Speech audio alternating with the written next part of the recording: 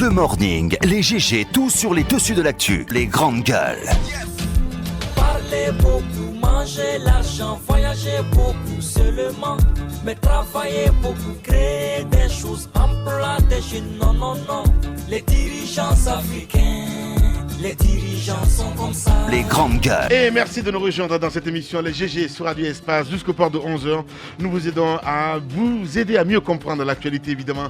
Avec vous, mesdames et messieurs, plusieurs moyens s'offrent à vous pour intervenir en direct dans notre émission sur nos sujets.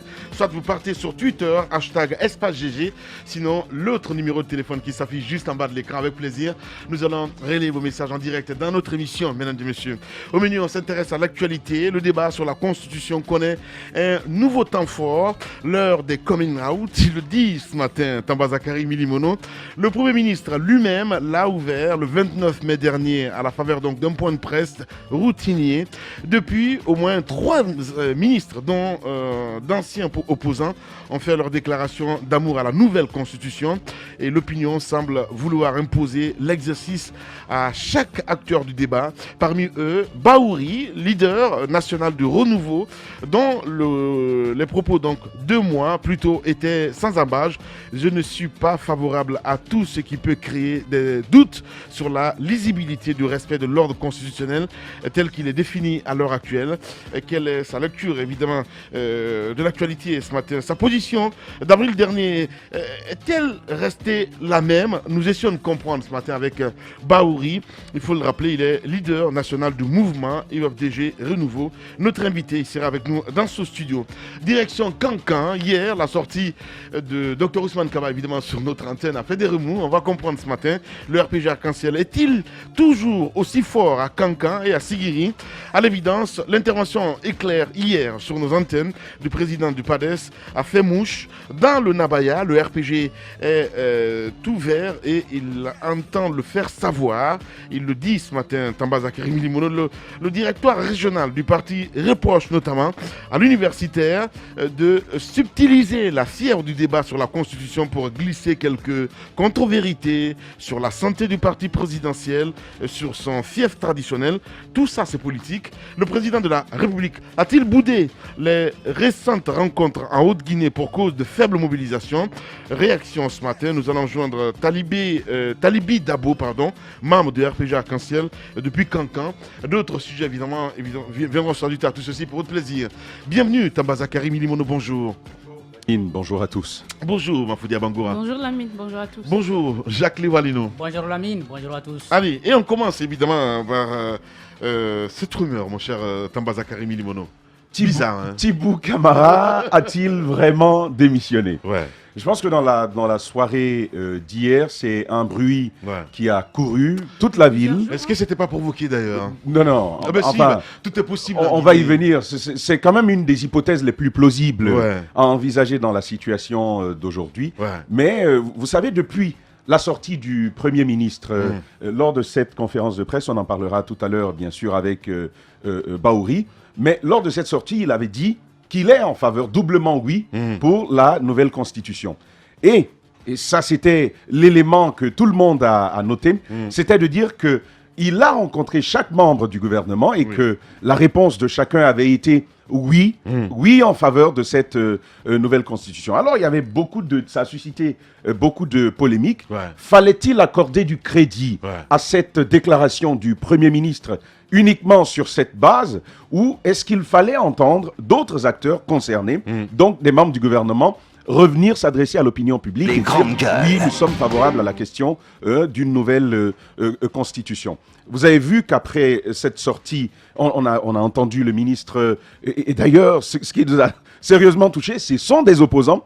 Ceux qui ont le plus pris la parole après cette conférence de presse, ce sont des opposants. Ouais. Nous avons le ministre actuel de Monsieur Salubrité, Monsieur Guinée, Pays Propre. C'est bien.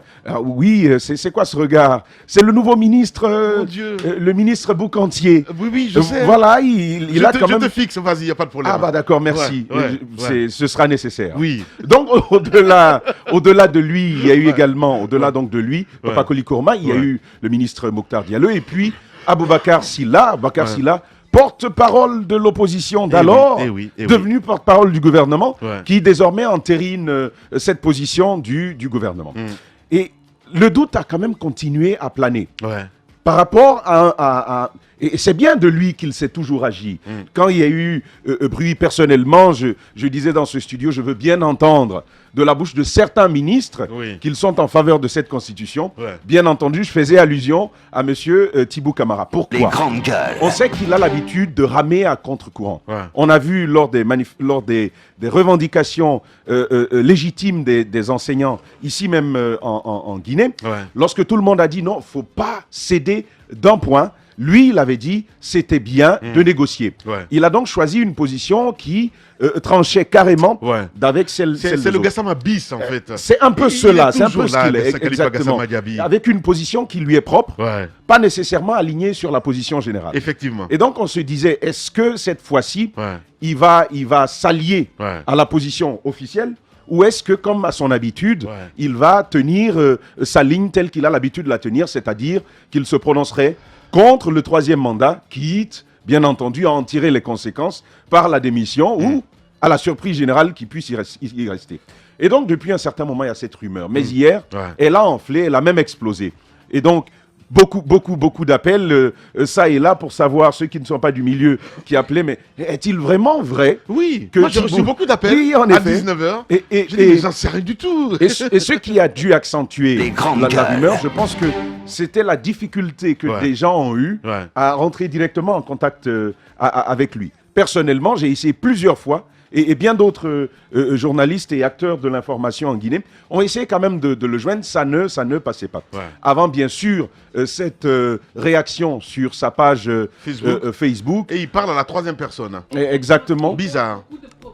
Alors, ce qui laisse des doutes sur le fait que ce soit effectivement Thibou qui a écrit ce message, parce que la page peut être gérée par une tierce personne à sa place, parce qu'après, quand même, ça ne ressemble pas à Thibou, c'est assez court. Je pense que Thibou, que je connais, serait peut-être passé sur les médias pour démentir. En plus, la forme même du message laisse des doutes sur la question, est-ce que c'est réellement Thibou Camara qui a écrit pour démentir cette information? Alors, moi, j'ai pas de doute sur ça.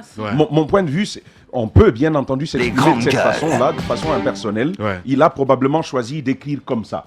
Mais de l'autre côté, on peut bien entendu vous gérer votre page, c'est une personnalité publique. S'il n'a pas pu s'exprimer sur les médias, on sait bien qu'il n'est pas en Guinée actuellement. Il devrait être de retour, je crois, mercredi. Ça, c'est demain. On pourra entendre ce qu'il en est. Cela dit, le doute, il reste quand même maintenu. Il y a ce flou qui reste parce que il le dit très très clairement, je suis une grande personne, un grand garçon, et donc il estime qu'il a quand même suffisamment de responsabilités pour pouvoir, le temps venu, si besoin est, dire à la face du monde qu'il est contre ou pour le troisième mandat. Ce qui en ressort, moi je veux terminer par ça avant de laisser les autres intervenir, je vais terminer par ça, ce qui en ressort, c'est que premièrement, et ce sont deux choses que je veux dire, premièrement, le peuple attend ce genre de personnes.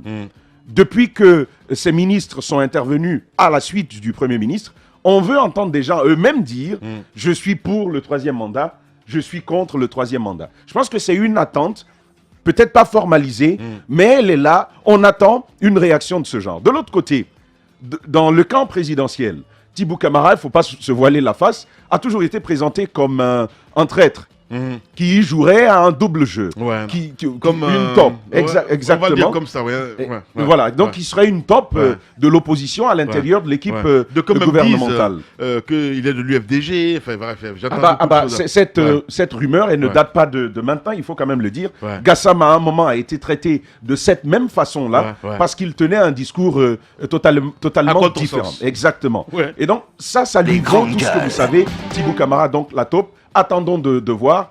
Et puis, malgré cette sortie, la tendance est à dire, écoute, ne nous dis pas dis-nous si oui ou non tu es dedans. Oui. Comment on dit, il y a un pied dedans. Voilà, un pied dedans. Un pied dehors. À fois, ni aro, ni taro. Tu as vu, donc, on veut bien savoir. Voilà, ce qu'il en est. Ça, c'est complexe, honnêtement parlant. Et je crois que c'est l'hypothèse la plus plausible de mon point de vue. Il y a une phobie en ce moment, c'est juste incroyable. Oui, provoquer sa réaction.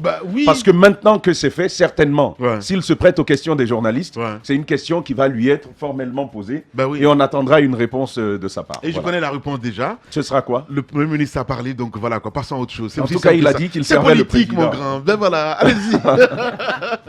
Moi, c'est là que ça me donne du coup. Mais c'est ça, en fait. Et tu peux aller plus loin. Tu vois ce que je veux dire? Donc c'est un peu ça, allez-y, mais sauf qu'on attendera plus de lui, parce que vous remarquerez que... Non, on attendra plus de lui. Maintenant, s'il reste dans cette logique, c'est la décision qu'il aura prise. Mais nous, on attendra, en tout cas, la population attendra plus de lui, parce que vous remarquerez que dans cette situation, il y a des gens que nous considérons déjà de facto pour le oui, d'autres pour le non. Nous connaissons leur position, on n'a même pas à se fatiguer. Mais il y a certains quand même qui ont le mérite de nous laisser sur notre faim, qui ont le mérite de nous amener à nous poser, à nous demander, à nous dire de ne rien proposer d'abord et de les écouter parce qu'ils sont capables de surprendre. Et je pense que Thibault est dans cette catégorie. C'est pourquoi on est dans toutes ces questions. Mais quand on observe les réactions du côté du RPG, c'est une inquiétude qu'on observe.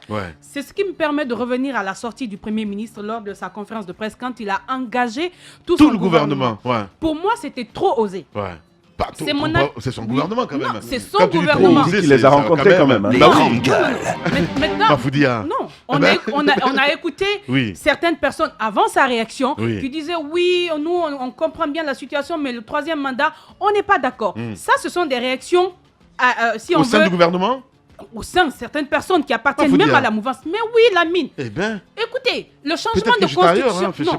Le changement de constitution. Non, mais attendez. C'est ce que j'essaie de dire. Non, je n'ai pas dit publiquement. C'est ce que j'essaie de dire. Non, publiquement, personne ne s'est prononcé. C'est pourquoi on est dans le doute. Mais quand vous les rencontrez, vous parlez en off, ils vous disent clairement qu'ils ne sont pas pour ce projet de troisième mandat.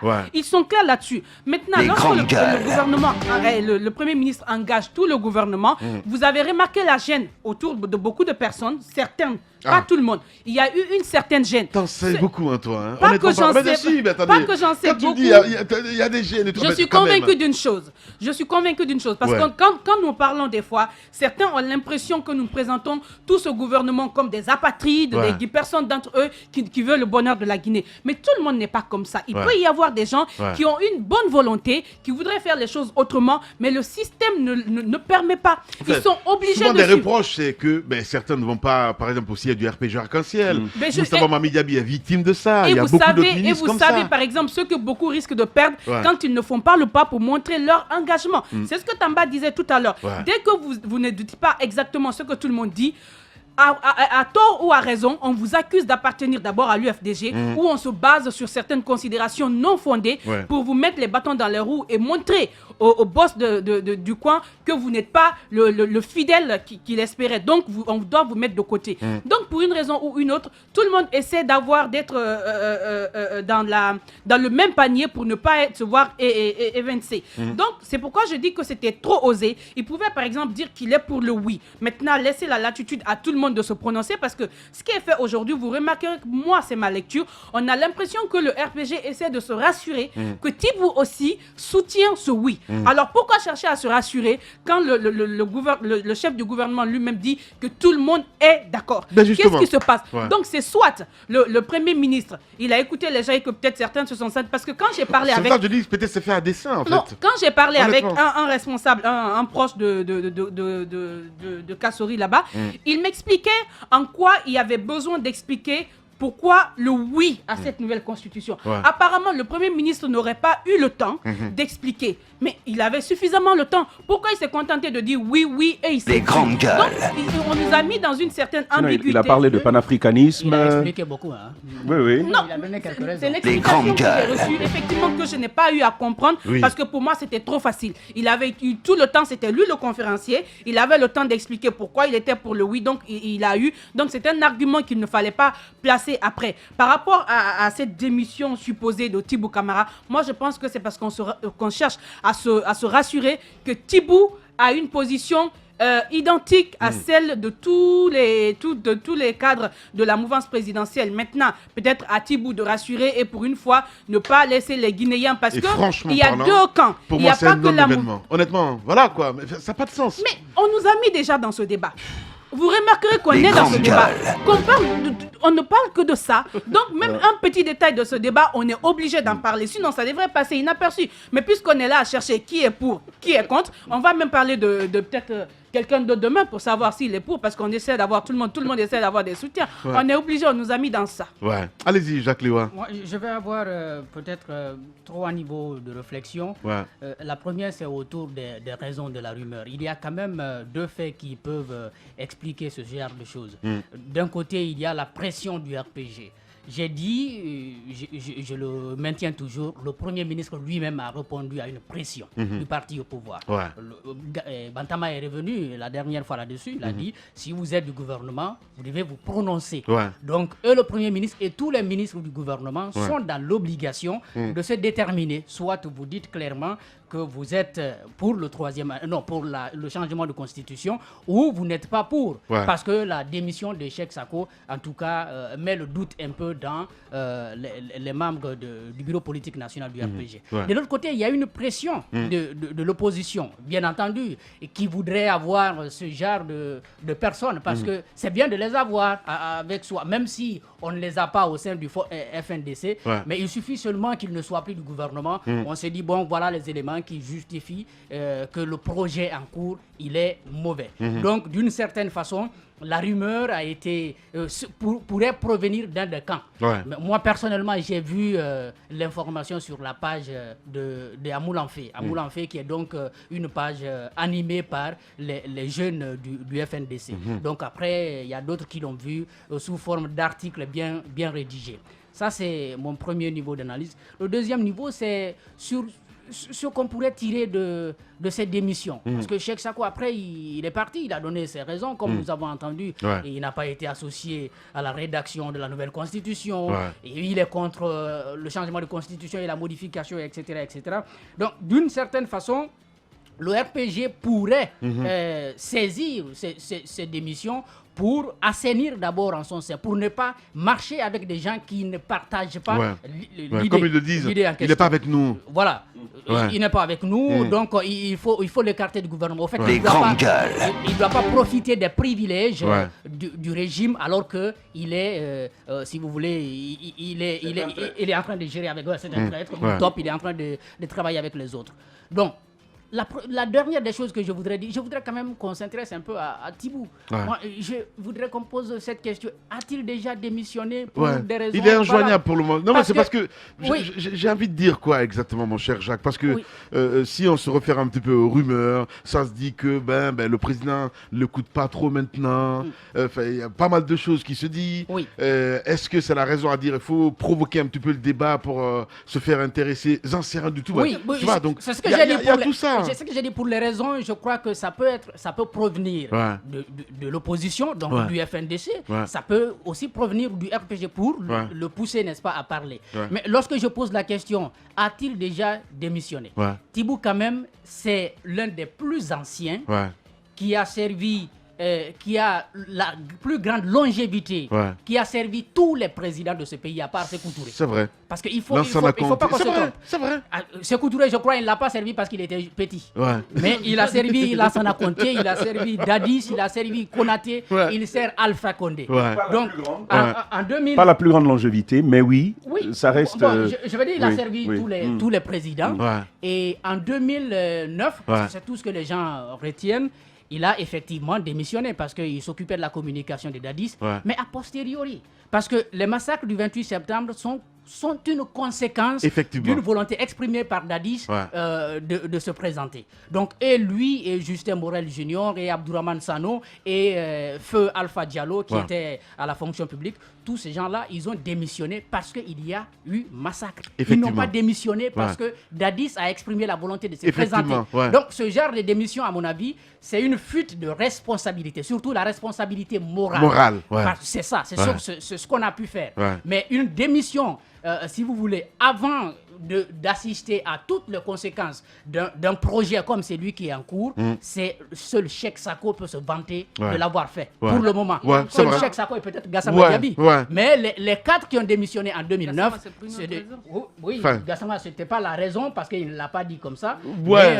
Il s'entendait pas déjà. Gassama, c'est plus un homme d'État, honnêtement parlant. Il s'entendait pas déjà avec les gens. Donc les 4 qui ont démissionné, donc y compris Thibou Camara, ils ont démissionné parce qu'ils fuyaient la responsabilité. Cheikh, il avait beaucoup sur le cœur, honnêtement parlant. Savez-vous que c'était le meilleur ami du petit frère du président Condé? Tout ça c'est politique. Faire bouger les choses, s'opposer aux diktats, ce n'est pas facile. Toujours populaire, qui dérange d'un côté quand ça arrange et arrange d'un côté quand ça dérange. Les grandes gueules sur Espace, votre vitamine matinale dont on ne peut plus se passer. Dire tout haut ce qu'on pense tout bas. C'est ça. C'est ça. Les grandes gueules.